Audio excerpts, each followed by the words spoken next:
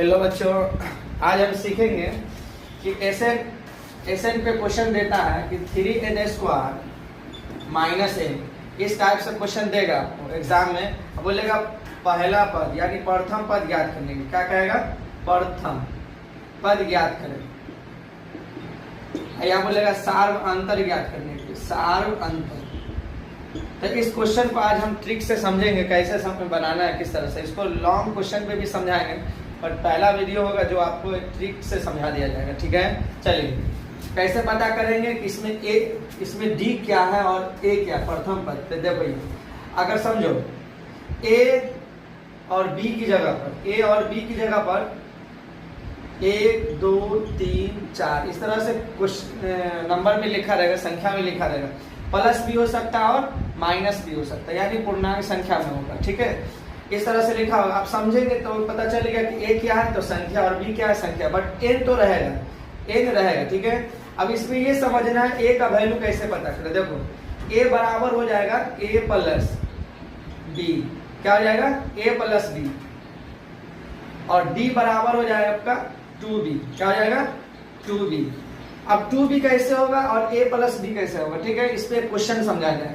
जब क्वेश्चन यही दे रहा है, एसएन दे रहा है योगफल। एसएन का मतलब होता है योगफल, इसको कहते हैं योगफल। क्या दे रहा है? 3n² minus n। अब इसमें बोल रहा है, कह रहा है क्या क्वेश्चन में कि पहला पद ज्ञात करें और सार्वंतर ज्ञात करने के लिए। और क्वेश्चन में फिर बोल रहा है nवां पद ज्ञात करें। इसी जगह से पूरा निकल जाएगा।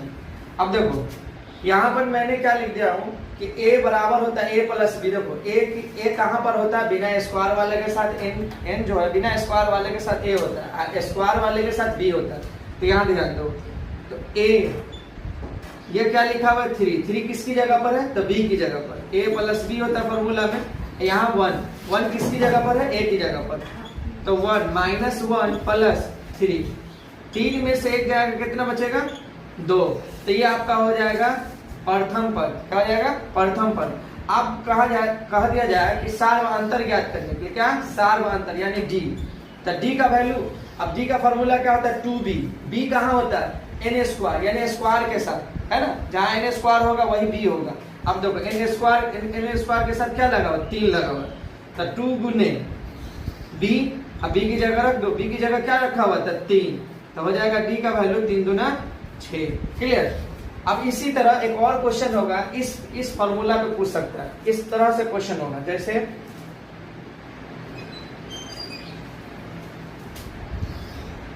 एसएन बराबर दे रहा 5n² बटे 2 प्लस